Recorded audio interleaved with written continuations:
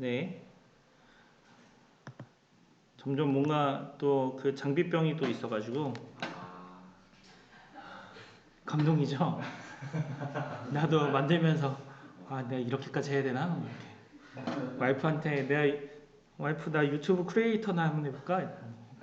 말도 안 되는 소리 하지 말라고. 좀 더 자극적인 컨텐츠 아니면 안 된다고. 네. 좋아요. 그래서 몇 개나 돼 이렇게. 뭐 우스갯소리지만 그런 거 있지 않습니까? 그 새벽에 공부하는 거 라이브로 찍어가지고 ASMR 이렇게 새벽에 코딩하는 거. 네, 죄송합니다. 네, 데이터베이스에 대해서 좀 할 겁니다. 데이터베이스는 웹 서비스에 있어서 가장 핵심이 되는 컴포넌트 중에 하나예요. 그래서 웹 서비스라고 하게 되면은 제가 생각하기에 한 3개에서 4개 정도가 굉장히 중요한데 첫 번째는 뭐냐면 그 다른 사람들한테 보여지는 겁니다. 그래서 HTML 형태로 해서 데이터를 표현하는 거. 그래서 계속 학기 시작해서부터 지금까지 계속 반복했던 건 뭐냐면 데이터를 표현을 하는 데 있어서 우리 눈에 보이는 데이터하고 컴퓨터 단에서 처리되는 데이터가 서로 다르다. 그거를 계속 강조를 했었습니다. 그래서 뭐 HTTP 리퀘스트, 뭐 HTTP 리스폰스 이렇게 오는데 실제 컨텐츠가 있고 그 컨텐츠에 뭔가 서식이 붙는 것처럼 HTML을 생각하면 된다 이렇게 이야기를 했었고요. 그래서 사용자한테 보여주는 부분들 그 다음에 중요한 부분들이 뭐냐면 데이터를 어떻게 저장할 거냐 데이터베이스에 대한 얘기입니다. 데이터를 어떻게 저장하고 데이터를 어떻게 관리할 거냐 이게 두 번째 중요한 거고요. 그 다음에 세 번째 중요한 게 뭐냐면 그 두 개를 어떻게 연결 지어줄 거냐. 그래서 제가 학기 초에 잠깐 언급했던 게 그 MVC 패턴이다 이렇게 얘기했는데 모델, 뷰, 컨트롤러 요 세 개가 중요하다고 생각하고요. 마지막으로 네 번째 가장 중요한 게 뭐라고 생각하냐면 비즈니스 로직입니다. 비즈니스 로직. 결국은 MVC 패턴은 그냥 기술에 대한 얘기인 거고요. 그 다음에 웹 서비스를 기획한다는 것 자체는 비즈니스 로직이 확실하게 있어야 돼요. 그래서 지금 제가 파워포인트를 보여주기 전에 보여줬던 그 프로그램이 사실 어떻게 보면 비즈니스 로직인 거예요. 그러니까 비즈니스 로직에서 내가 어떤 데이터를 화면에다 보여줄 거냐 그리고 어떤 데이터를 사용자한테 입력을 받을 거냐. 지금 보면은 입력으로 받는 데이터는 뭐냐면 학생들의 학번이랑 그 다음에 아이디랑 그 다음에 GitHub 레파지토리만 받으면은 자동으로 가져옵니다. 그러면은 데일리 커밋 요거 말고도 여러분들이 어떤 레파지토리 가지고 있으면은 그 레파지토리에 대해서 전부 다 가져와서 처리할 수가 있게 되는 겁니다. 그게 이제 비즈니스 로직에서 데이터를 어떻게 저장하고 데이터를 어떻게 보내주고 그게 이제 구글 스프레드시트로 보내준 거죠. 그 다음에 그 이후에 여러분들의 웹 서비스가 구글 스프레드시트에서 또 데이터를 가져와서 화면에 도시해준다고 하는 이런 일련의 과정들이 이제 비즈니스 로직에 들어갈 수 있는 거죠. 그래서 어떻게 보면은 지금 고민 중이긴 한데 여러분들이랑 그 블로그를 같이 만들잖아요.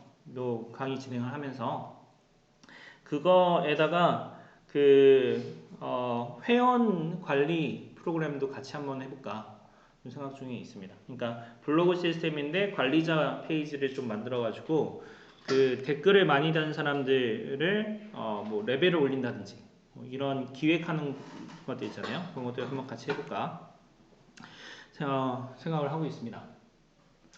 자, 데이터베이스 기초적인 부분부터 시작해가지고 데이터베이스를 좀 보도록 하겠습니다.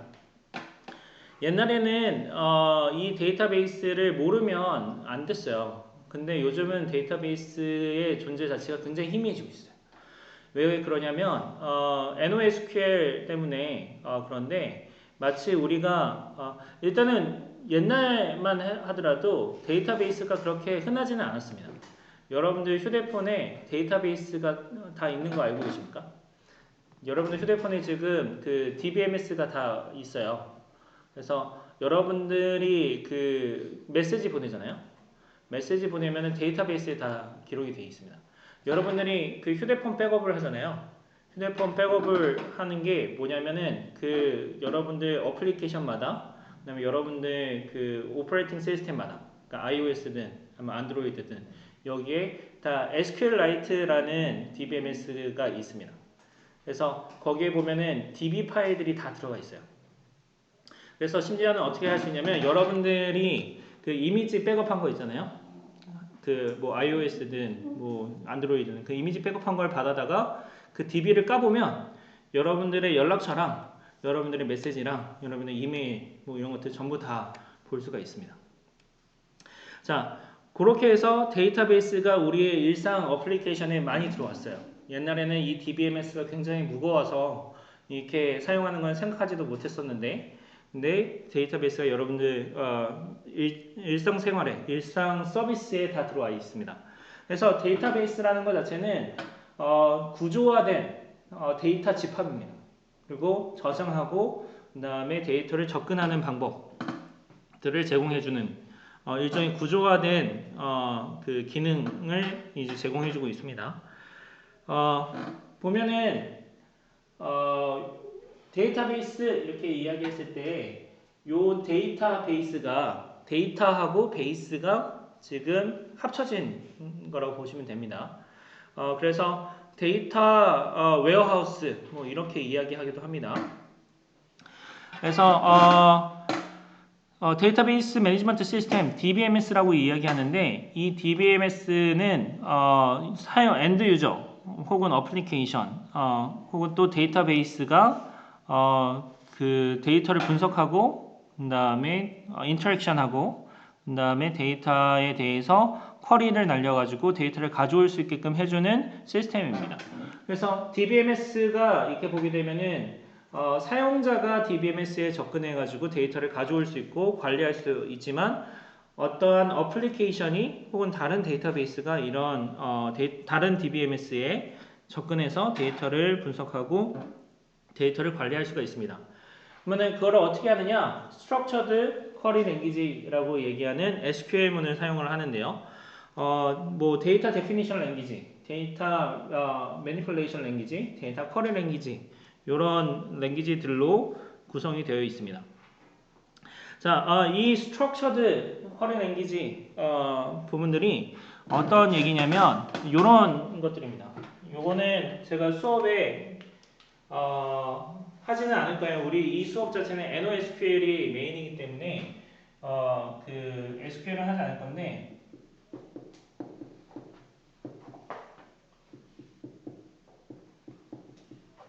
뭐 스튜던트 이건 테이블이라고 합니다. select 별 from student where student id가 19 이렇게 하면은 요 쿼리문이 어떤 걸 의미하는 거냐? select 별 star from student라는 이게 여기는 테이블이 옵니다. 그러면은 별 모든 아이템을 가져오는데 student라는 테이블에서 모든 아이템을 가져와라. 조건은 뭐냐? where student id가 19000이라고 했으니까 2019 학번에 있는 애들은 전부 다 가져오는 쿼리문입니다. 그러니까 이렇게 쿼리문을 가지고 있는데 이게 가능한 이유가 뭐냐면 스트럭처드이기 때문에 그래요. 자, 데이터를 어떻게 표현할 거냐? 네, 요 다음 슬라이드에서 나올 것 같아요. 일단은 데이터가 우리는 타블러 폼이라고 이야기합니다. 그래서 이렇게 일종의 행렬처럼 표 형태로 표현이 돼요. 데이터가. 우리가 잘 생각해 보면은 우리 다루고 있는 데이터가 로우들은 아이템이에요. 아이템. 그리고 컬럼은 구조입니다. 그래서 데이터 데피니션 랭귀지는 뭐냐면 이 테이블을 어떻게 구성할 거냐인 거예요. 그래서 예를 들면 스튜던트라고 생각해보죠. 스튜던트면 스튜던트가 가져야 되는 속성은 뭐지? 이렇게 생각해보면 스튜던트가 가져야 되는 속성은 아이디가 있죠. 네임 있죠. 어드레스가 있습니다. 그 다음에 메이저 전공들이 있겠죠. 여기 쭉 이렇게 나열이 될 겁니다. 그러면 여기에서 나오는 요 속성이 이제 스트럭처가 되는 거예요. 스튜던트를 저장하기 위한 스트럭처고, 요 아이디가 1900001번, 네임은 뭐 강 모시기, 어드레스 쭉 있고 메이저 있고, 메이저는 GL을 쓰겠네요. 이렇게 쭉 있으면 요게 인스턴스죠. 데이터 인스턴스죠. 데이터 인스턴스고 요게 구조죠. 그러면은 요 인스턴스가 이쪽으로 들어오는 거고요. 여기에 있는 게 여기 위에 헤더로 들어오는 셈이죠. 구조, 컬럼이 구조가 되는 거고, 데이터를 표현할 수 있는 구조가 되는 거고, 그 다음에 로우가 각각의 데이터 인스턴스가 되는 겁니다. 그러면 select 별 from 요 select 별 그러면은 요 아이템들을 가져와라 되는 거고요. from student면은 요게 스튜던트를 표현하기 위한 데이터 틀이다, 스키마다 라고 얘기했으니까 여기에서 가져오는 거고, where student.id가 2190000 조건을 해서 여기에 있는 컬럼 중에 하나 선택한 다음에 저 조건에 부합하는 데이터를 가져오세요. 이렇게 되는 거예요. 여담으로 조금 더 얘기하면 요 거 자체가 릴레이셔널 알지브라라는 형태로 표현이 됩니다. 릴레이셔널 관계형 대수, 관계 대수 뭐 이렇게 이야기하는데 결국은 집합이에요. 요거 조건제 집합 하는 거랑 똑같습니다. 자, 그렇게 되는데 데이터를 처리하는 이 DBMS에서 가장 중요한 그 처리 단위가 트랜잭션입니다. 트랜잭션. 자, 이 트랜잭션이라는 것 자체는 뭐냐면 DBMS가 데이터베이스 매니지먼트 시스템이 데이터베이스에 대해서 뭔가 동작을 수행하는 하나의 단위입니다. 자, 그래서 어떻게 하느냐? 일관성이 있고 신뢰할 수 있는 방법을 제공을 하고 있습니다. 예를 들면 이런 거예요. 여러분들이 트랜잭션을 수행을 하는 데 있어서 옛날에 이런 문제들이 굉장히 많이 발생을 했습니다. 여러분들이 데이터베이스가 데이터를 관리하고 데이터를 접근하고 데이터를 분석하는 데 사용된다고 했잖아요. 그러면은 문제는 뭐냐면 나 혼자 쓸 때는 문제가 하나도 없어요. 한 사람이 쓸 때는 문제가 전혀 발생하지 않습니다. 심지어 한 사람이 쓸 때는 FileDB이라고 이야기하는데 텍스트 파일로 쓸 때 여러분들 그 프로그래밍 1에서 이거 할 때 보면은 다 파일 쓰고 했었잖아요. 그게 어떤 거냐면 여러분들이 혼자 했을 때는 문제가 없는데 만약에 이게 동시에 접근이 가능해지면 문제가 심각해집니다. 예를 들면 이런 거예요. 옛날에는 이런 게 가능했습니다. 은행에서 뱅크 어카운트가 있는데 DBMS를 써가지고 원격으로 이렇게 한다고 생각해보세요. 여기서 지금 뱅크 어카운트에는 1,000원이 있다고 생각해보죠. 여기에서 어떤 한 사람, A라는 사람이 600원을 인출해요. 그 다음에 B라는 사람이 500원을 인출을 합니다. 자, 그러면 트랜잭션이라는 게 뭐냐? 아주 간단한 얘기입니다. A가 600원을 인출한다. 이것도 트랜잭션이고요. 그 다음 B가 500원을 인출한다. 이것도 트랜잭션입니다. 근데 이 어카운트를 관리하고 있는 요 뱅크가 사용하고 있는 DBMS는 요 두 개를 처리함에 있어서 병렬로 동시에 처리될 때 요 컨시스턴트하게 모든 동작을 보호해준다 이렇게 생각하면 됩니다. 자, 이게 어떻게 되냐면 600원을 인출한다 라고 얘기했을 때 1년의 시퀀스를 한번 생각해보죠.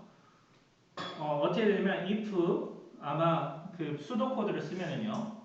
지금 잔액을 확인하겠죠. 잔액이 지금 인출 금액 요거 확인하겠죠. 그 다음에 잔액은 금액 하고 그 다음에 인출 금액을 지급 요렇게 되지 않겠습니까? 코드 수도 코드로 쓰면은요. 그죠? 여기도 if 똑같잖아요.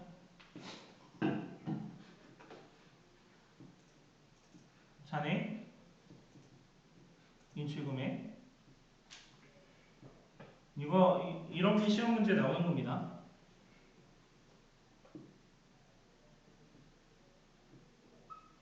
이렇게 돼 있잖아요. 요 코드 수도 코드죠. 한번 해보죠. if 잔액이 1,000원이에요. 인출금액 600원입니다. 부합하죠? 잔액은 마이너스 이퀄 인출금액 하니까 400원이 남죠. 그 다음에 600원에 지급합니다. 여기도 잔액 1,000원, 500원 그러면 잔액이 500원이 남고 인출금액이 500원을 지급해줍니다. 자, 여기까지는 문제가 없어요. 그리고 순서도 생각해보면 얘가 실행이 되면 어떻게 되나요? 그러면 잔액이 400원 남죠. 그 다음에 인출금액 지급하면은 600원이 지급되죠. 그러면 어카운트에는 400원이 남아있는 상태예요. 그 다음에 요게 실행이 되면 어떻게 되죠? 실행이 안 되죠. 여기에서 막히죠. 역으로 돼도 마찬가지죠. 여기서 잔액이 1,000원이고 인출금액이 500원이면 빼면 500원 남으니까 여기에서 실행될 때는 600원 인출을 못하죠. 그래서 여기서 막힙니다. 근데 문제는 뭐냐면 이 A가 수행하는 일련의 동작하고 B가 수행하는 일련의 동작이 동시에 실행이 되면은 이게 좀 이상해집니다. 자, 1번, 2번, 3번, 그 다음에 4번, 5번, 6번 이렇게 이야기를 해볼게요. 자, 그러면 우리가 지금까지 이야기했던 거는 뭐냐면 1, 2, 3, 그 다음에 4, 5, 6 이렇게 수행되는 경우나 4, 5, 6, 1, 2, 3 이렇게 수행되는 경우는 문제가 없었어요.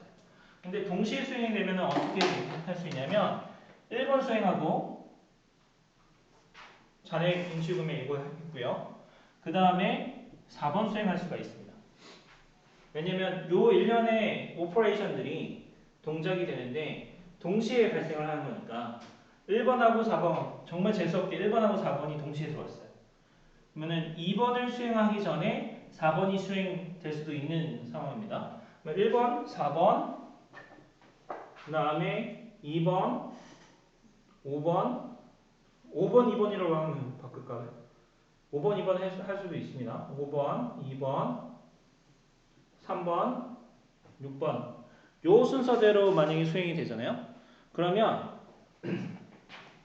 if 잔액 1,000원, 인출금액 600원 하면은 400원 요 조건에 부합하잖아요. 여기도 잔액 1,000원이고 인출금액 500원이니까 부합하죠. 요 오퍼레이션이 2번을 수행하기 전에 4번이 들어왔기 때문에 이게 통과가 됩니다. 그 다음에 2번을 수행할 때 우리가 프로그램 작성할 때는 어떻게 하냐면 2번이 들어왔다 라고 하면은 1번을 거쳐서 왔기 때문에 당연히 이 조건은 부합한다 생각하고서 들어오는데 이 조건이 깨져버리죠. 동시에 수행이 되면. 1번, 4번, 5번, 2번, 그 다음에 3번, 6번 이렇게 실행이 되면 A하고 B 사람은 600원하고 500원 가져갔고 은행은 100원 손해보게 되는 거예요. 이런 거를 발생시키지 않게끔 지금 하려고 하는 겁니다. 그래서 지금 제가 보는 거 보면은 1번, 2번, 3번, 4번, 5번, 6번 요게 하나의 묶음으로 요게 하나의 묶음으로 수행이 되게끔 해야 된다. 요 하나의 묶음이 트랜지션입니다. 자, 요거를 수행할 때 보면은 요게 다른 트랜잭션하고 서로 연관성이 없어야 돼요. 그러니까 이 트랜잭션 요 수행하는 게 다른 트랜잭션에 영향을 끼치지 않게 해야 됩니다. 자, 이렇게 되면 어떻게 되냐면 뭔가 요거 인출할 때 봐보세요. 이런 경우도 있어요. 잔액 확인하고 잔액에서 빼는 경우에 전기가 나갔어요. 인출되기 전에. 인출금액 지급하기 전에 전기가 나갔어요. 에이팅기가 나갔어요. 어떻게 되죠? 아씨 1000만원 날렸네? 이렇게 하면 안 되겠죠? 난리 나겠죠? 그렇게 되면 어떻게 되냐면 요 트랜잭션이 수행되고 있는 중에 뭔가 천재지변이나 다른 상황들이 발생했을 때 요게 다 수행되지 않으면 롤백해요.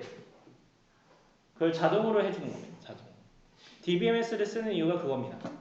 그러니까 이런 일련의 데이터의 이거를 뭐라고 하냐면 데이터 무결성을 보장해주는 데이터 인테그리티를 보장해 줄 수 있게끔 됩니다.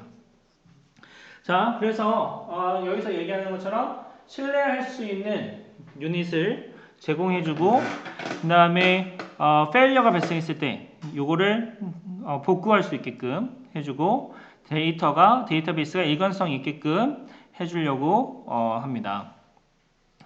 자, 그런 다음에 동시에 데이터베이스에 접근하는 경우에 있어서도 다른 트랜잭션에 서로 영향을 주지 않도록 보장해 주는 것을 목표로 하고 있습니다.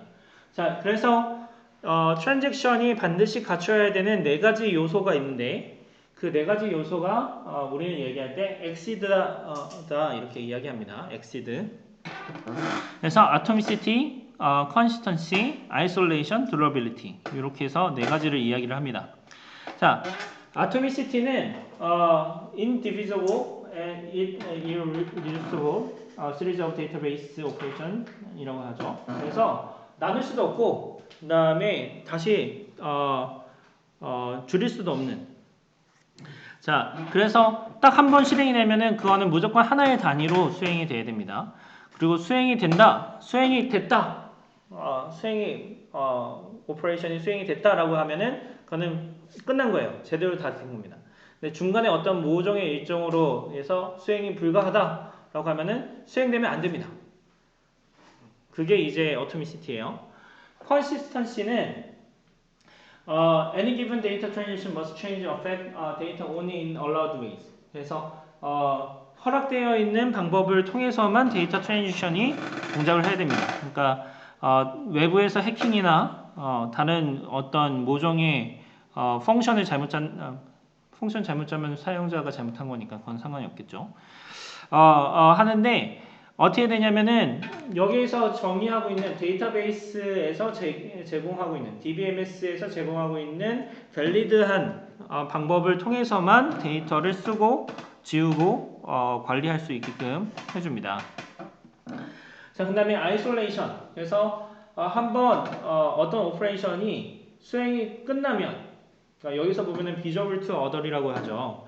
이게 무슨 말이냐면 내가 어떤 동작을 수행하고 있는데 그 수행하고 있는 동작의 결과물이 다른 오퍼레이션한테 어떻게 보이게 될 거냐 요 얘기가 되는 겁니다. 그래서 요 얘기인 거죠. 내가 이 수행되고 있는 이 일련의 과정들이 요 다른 오퍼레이션들하고 서로 연관이 없게끔 해줘야 되는 거예요.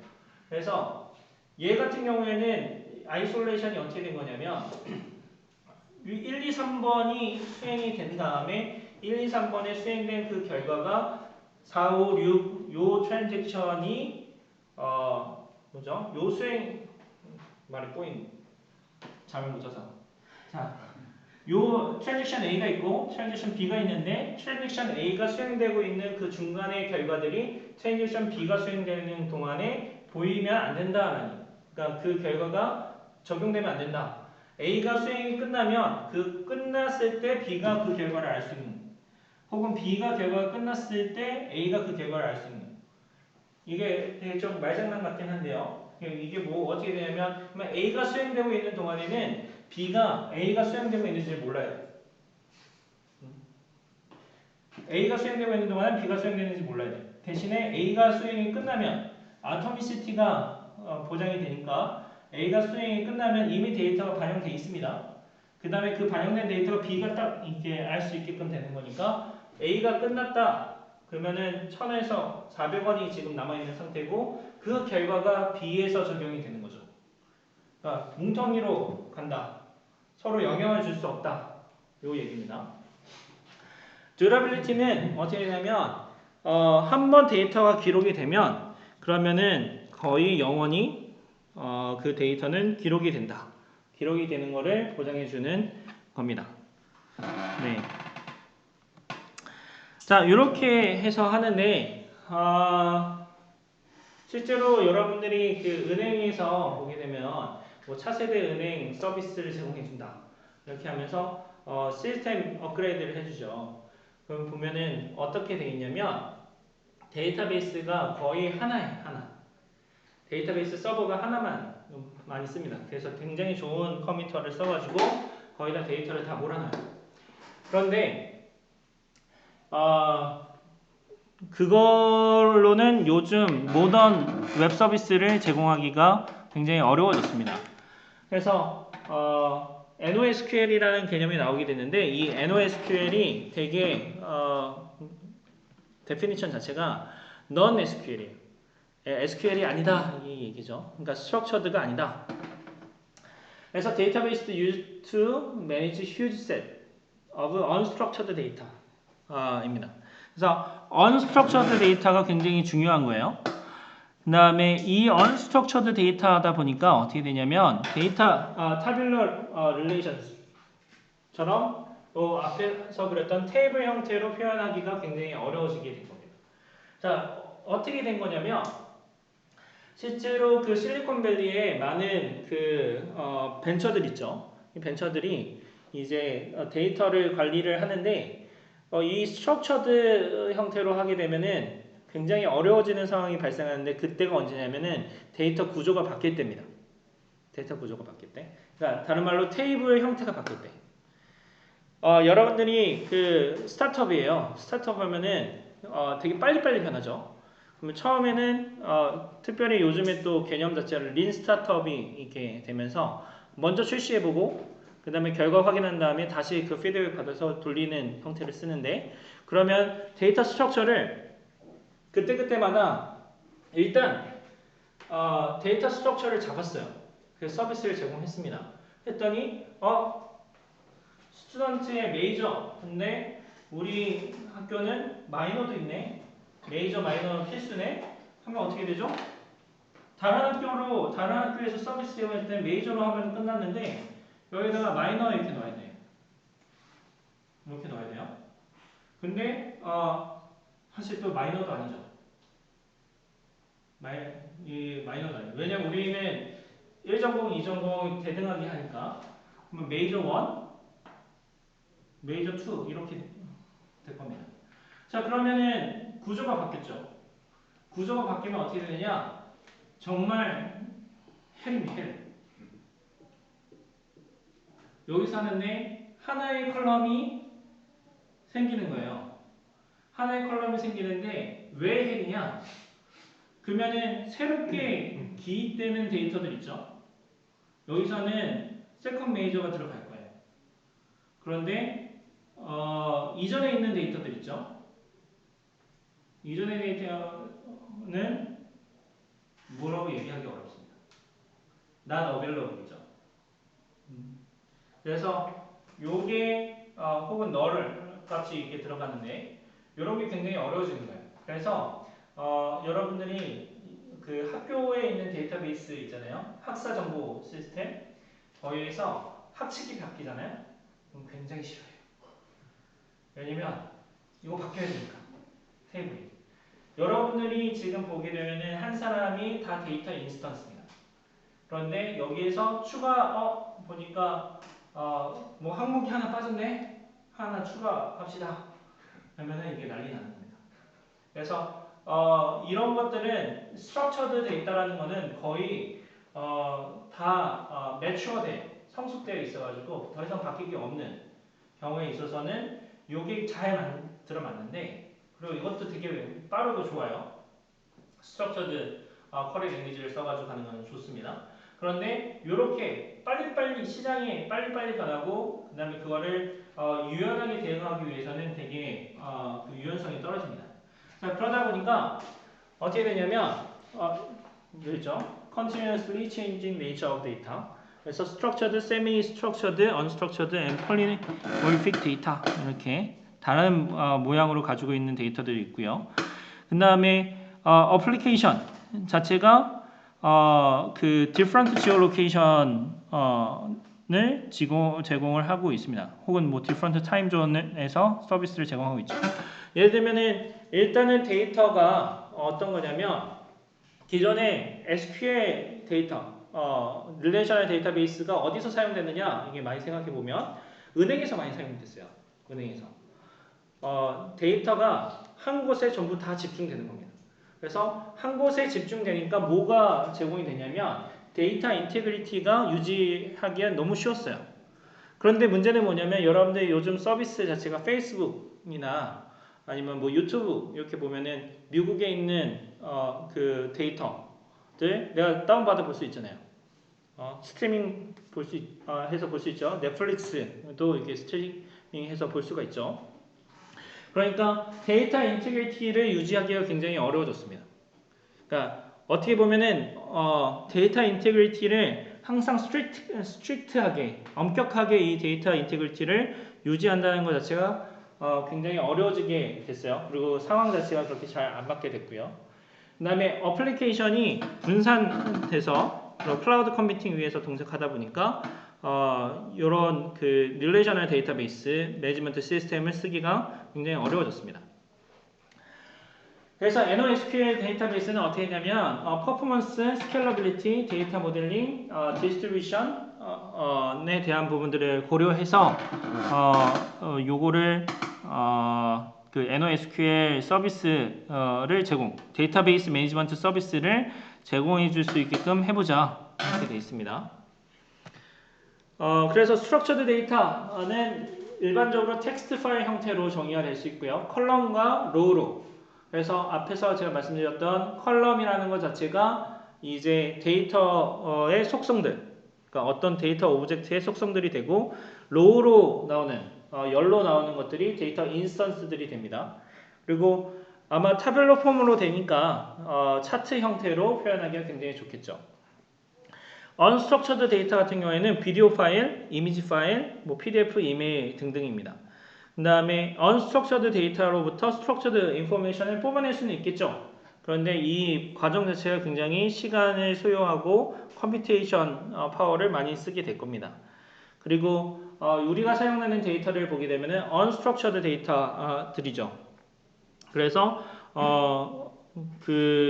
잘 생각해 보면 structured 데이터라고 한다면은 모든 것을 다 포용할 수 있는 데이터 셋이어야 돼요.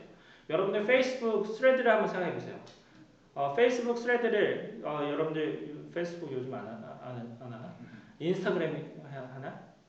인스타그램이면은 어느 정도 구조화 돼 있죠. 사진 무조건 업로드 해야 되지 않습니까? 그럼 페이스북으로 합시다. 페이스북 같은 경우에는 글만 쓸 수 있잖아요. 혹은 사진을 첨부할 수도 있죠. 그 다음에 동영상을 첨부할 수도 있죠. 그러면 스트럭처드 데이터 이렇게 이야기하면은 구조화되어 있기 때문에 다 칸을 만들어줘야 돼요. 글, 이미지, 영상. 그래서 요 형태대로 전부 다 만들어줘야 돼요. 그래서 사용자가 쓰는 글마다 데이터 인스턴스죠. 인스턴스마다 글 부분, 이미지 부분, 영상 부분, 기타 등등 붙을 수 있는 것들을 전부 다 넣어줘야 돼요. 그 다음에 있다 없다라는 거를 어떻게 되느냐? 글만 있다, 이미지만 있다, 영상만 있다. 그러면 글만 있다 하면 텍스트가 들어오겠죠. 이미지 없습니다. 영상 없습니다. 이거 없습니다. 그러면 테이블이 스트럭처드 되어 있는 테이블이 이렇게 빈칸이 퐁퐁퐁 뚫려요. 그러면은 비효율적이겠죠. 그래서 릴레이셔널 데이터베이스에서는 뭘 하냐면 노멀라이제이션이라고 합니다. 그래서 테이블을 정교화한다. 그래서 어떻게 하느냐? 요거를 테이블을 쪼개요. 그래서 필요한 데이터만 가질 수 있게끔 해줍니다. 그 다음에 요거는 그냥 개념적으로 여러분들 알면 좋기 때문에 한번 해보죠.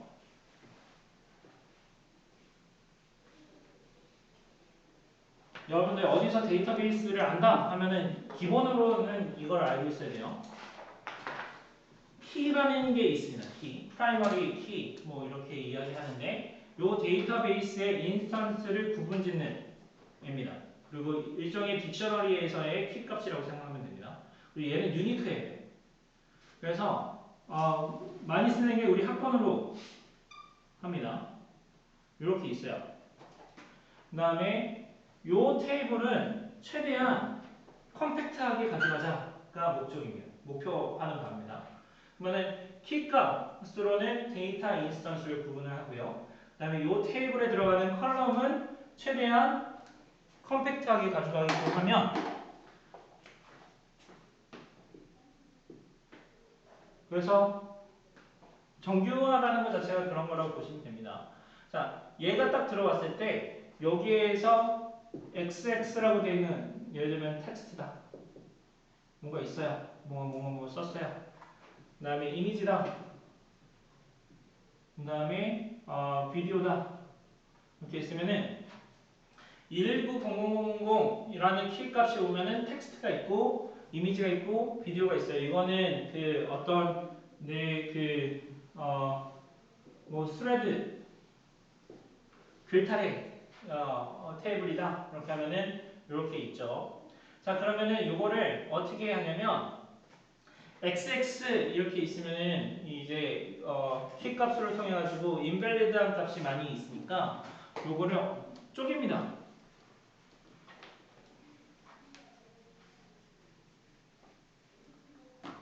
그래서 thread 테이블, thread text 테이블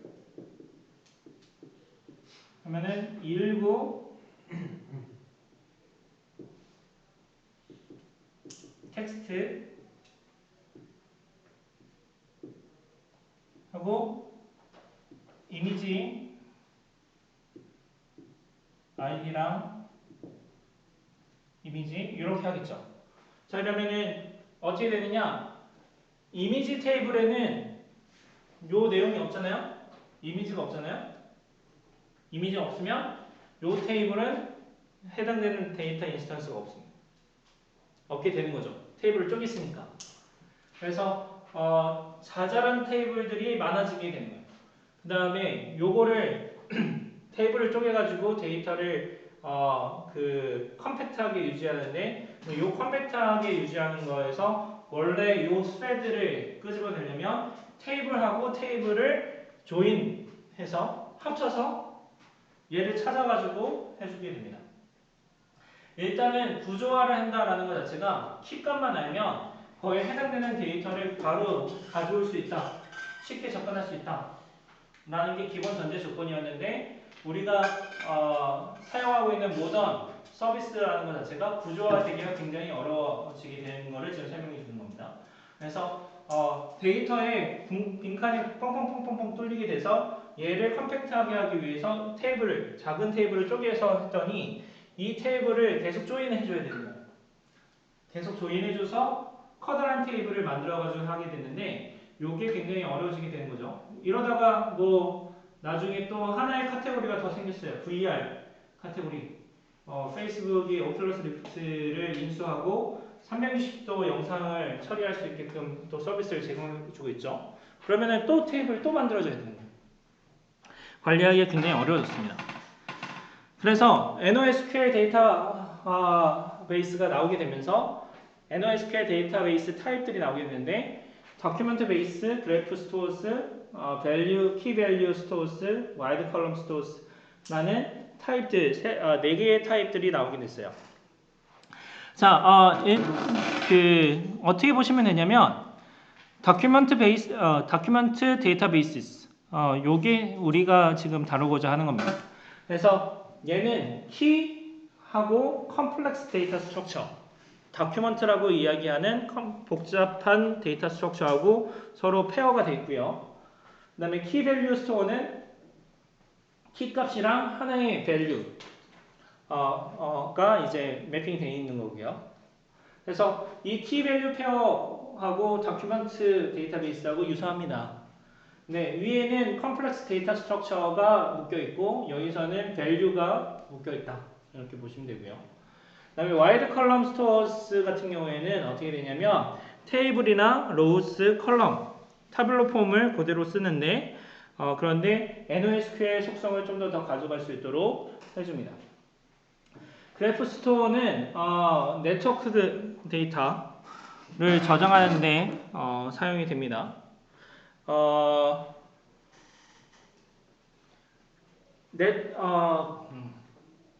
NoSQL 중에서 그래프 스토어스가 어디서 많이 사용이 되냐면 그리고 어디서 개발이 되냐면 거기서 개발했어요. 마블에서 마블이랑 DC 코믹스에서 종사하는 사람들이 이제 이쪽을 많이 발전시켰습니다.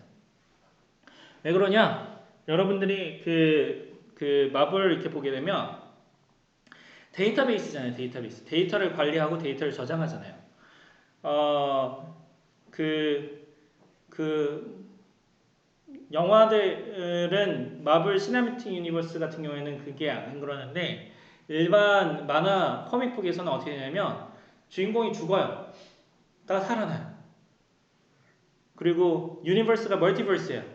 그래서 유니버스 여러 개예요. 그러면은 어떻게 되냐면 이렇게 시간의 흐름이 이렇게 가다가 갑자기 이렇게 갈라져요. 리부트 막 이렇게 하면서 아니면은 걔는 사실 지구의 616번째 지구의 스파이더맨이었어. 뭐 이렇게 하면서 이렇게 갈라져요. 갈라졌다가 여기에 있는 주인공이 예를 들면은 멀티버스에 있는 주인공 스파이더맨 3명이 다음 세대에서 갑자기 이렇게 또 같이 모이기도 해요. 그래서 스파이더맨이 어떤 유니버스에서는 악인이었다가 어떤 유니버스에는 선인이었다가 그거를 기획하는 사람이 어디서 갈라치기를 할까 요것으로 해서 데이터가 일종의 네트워크 형태로 관리하게끔 됐습니다. 그래서 기존에 있는 데이터가 있고 그 데이터에서 분기를 해서 그 다음에 그게 이제 서로 합쳐지고 서로 연관성을 주게끔 해주는 데이터 형태다. 그게 이제 그래프 기반의 NoSQL을 만들어지게 된 계기 중에 하나입니다. 그러니까 얘 그래프 스토어스 같은 경우에는 굉장히 많아 기획하는데 그래서 그 목적 하에서는 잘 맞는데 잘 부합하는데 다른 쪽에서는 잘 부합하지는 않아요. 실제 그 컨퍼런스 NoSQL 컨퍼런스에 갔는데 제가 간 건 아니고요. 제가 같이 일했던 분이 그 NoSQL 관련해서 컨퍼런스를 딱 갔더니 마블 코믹스에서 나와가지고 요거 설명하고 있대요. 자기네들도 이걸 하면서 요런 데이터를 어떻게 관리할까? 중간에 타임라인이 이렇게 있고 중간에 사람이 기획하는 사람 딱 그거 아닙니까? 요 개발하는 사람은 요거 테이블을 어떻게 만들지? 이렇게 막 고민하고 있는데 그다음에 그 만화 제작사에서는 그건 네가 고민할 거고 우리는 여기서 갈라치기 할 거야 이렇게 된 거예요. 이거를 어떻게 이런 서비스를 제공하지 막 고민하다가 만들어진 게 요겁니다. 그래프 소스.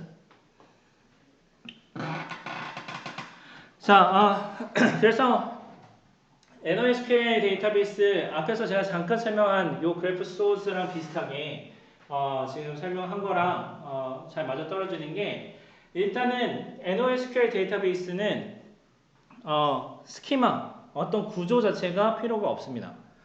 여러분들이 쉽게 적용할 수 있게끔 되어 있고요. 샤딩이다, 데이터 샤딩이라고 이야기하는데 어떻게 하면 큰 데이터베이스를 작은 걸로 쪼개요. 그런 다음에 이 데이터베이스를 그 작은 데이터베이스를 분산시켜서 쓸 수 있게끔 합니다. 자, 어떤 거냐면 기존의 데이터베이스에서는 어떻게 했냐면 요 하나의 테이블 혹은 여러 개의 테이블을 하나의 서버에다가 넣어놨습니다. 그래야지 데이터 인테그리티를 만족하는 게 편하거든요. 쉽거든요. 그래서 데이터를 쪼갠다, 테이블을 쪼갠다 라고 하더라도 컬럼 형태로 쪼갰지 로우 형태로 쪼개지는 않았어요. 근데 데이터 샤딩은 데이터베이스를 더 작은 규모로 여러 개로 쪼개게 됩니다. 자, 그래서 어떻게 하냐면 서버가 일단은 여러 개 있다는 거예요.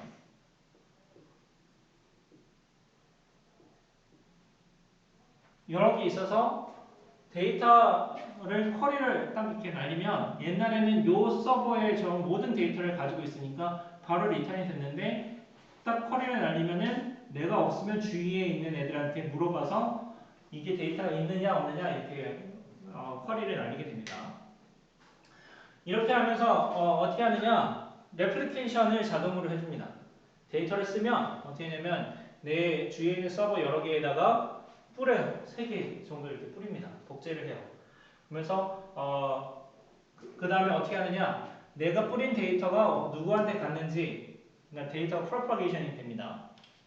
자, 이렇게 하면은 장점이 뭐가 있냐면 미국에 있는 서버에 있는 내용하고 한국의 구글 코리아, 구글 본사, 뭐 구글 뭐 인도 뭐 이런 데에서 서버들이 데이터들이 있을 거잖아요.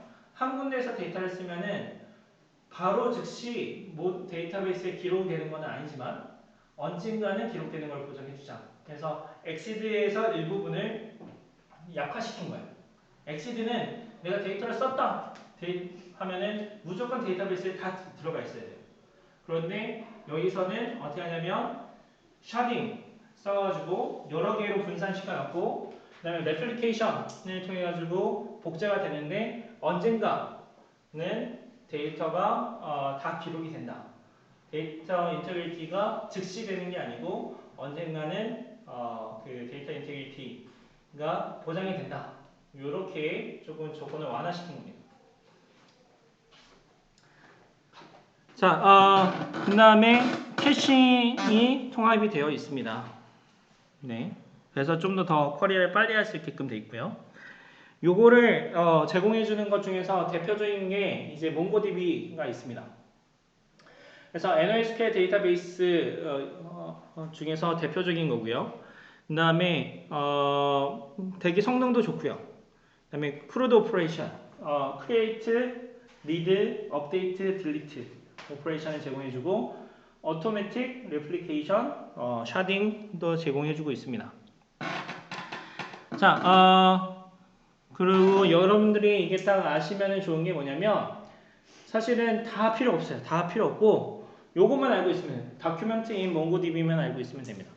그러니까 MongoDB는 컬렉션의 컨테이너다. 컬렉션은 set of documents다.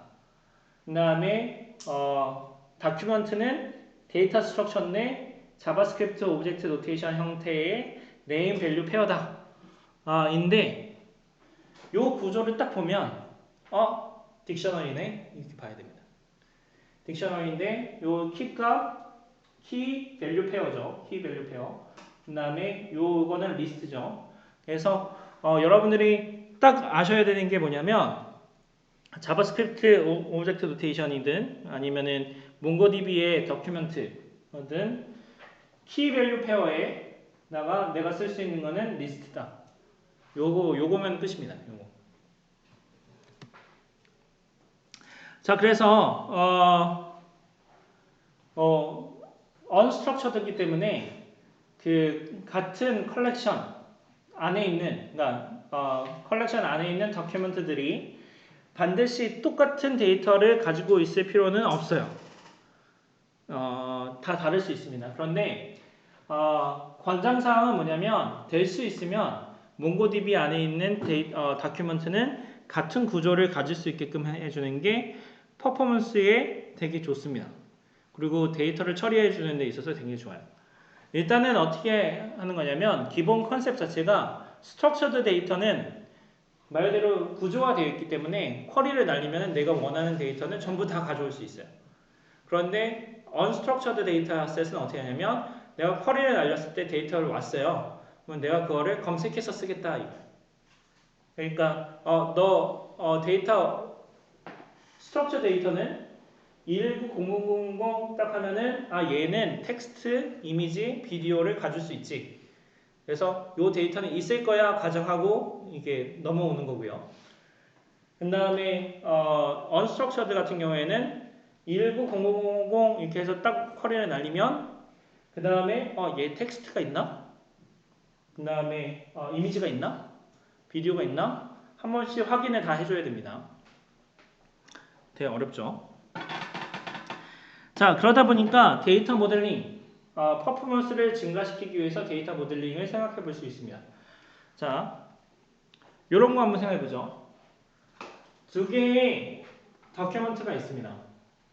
이 두 개의 다큐멘트를 보면은 타이틀, 자바 인 액션, author 1, 랭귀지는 잉글리시, 퍼블리셔, 라이브 퍼블리케이션, 파운디드, 1990, 로케이션 SF 이렇게 되어 있는데 보면 퍼블리셔가 지금 중복되어 있죠.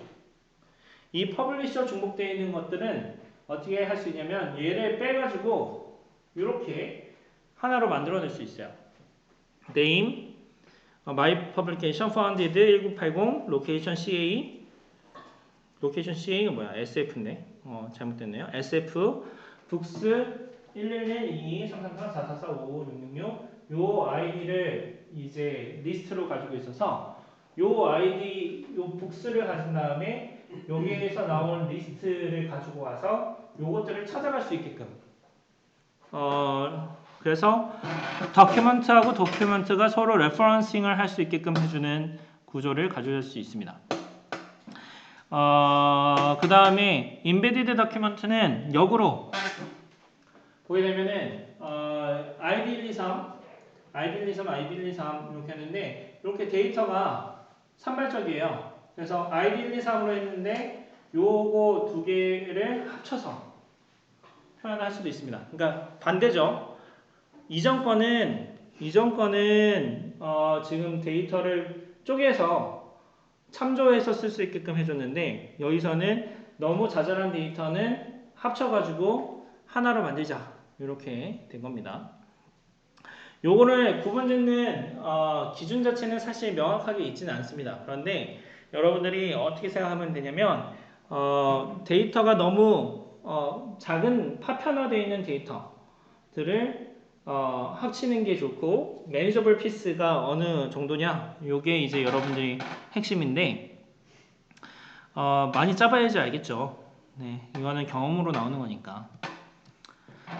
네, 여기까지 하고 다음 시간에 금요일날에는 실습을 하겠습니다. 그래서 여러분들이 한번 해가지고 오면 안 되겠죠?